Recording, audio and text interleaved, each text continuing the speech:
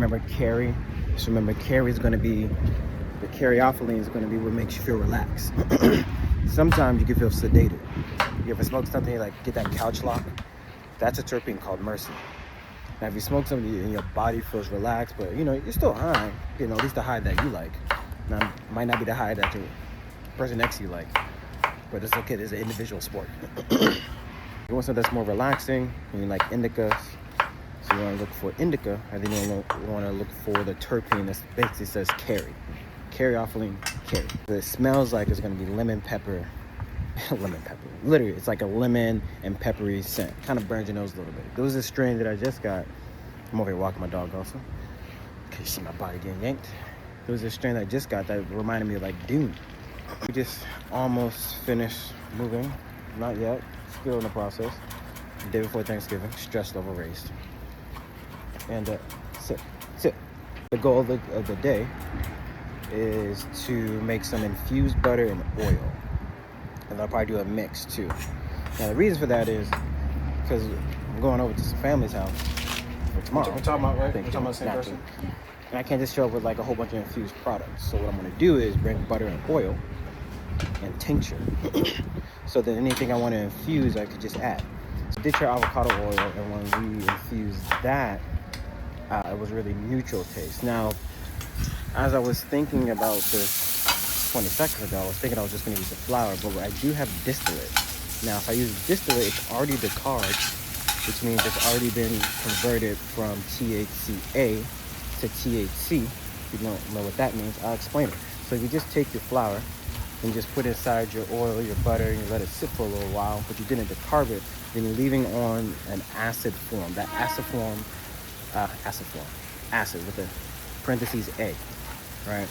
That form has to come off, meaning the way that you convert it so that it's actually psychoactive is by heating it for an extended period of time, depending on which way you do it.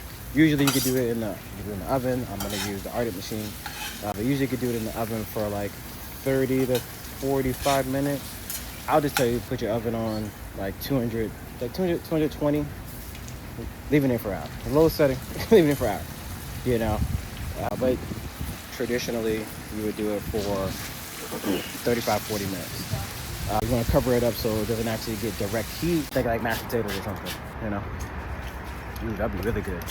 Put a little cannabis butter inside the mashed potatoes, and we'll do all the math and everything for it as well, so I know exactly how much you're adding into it.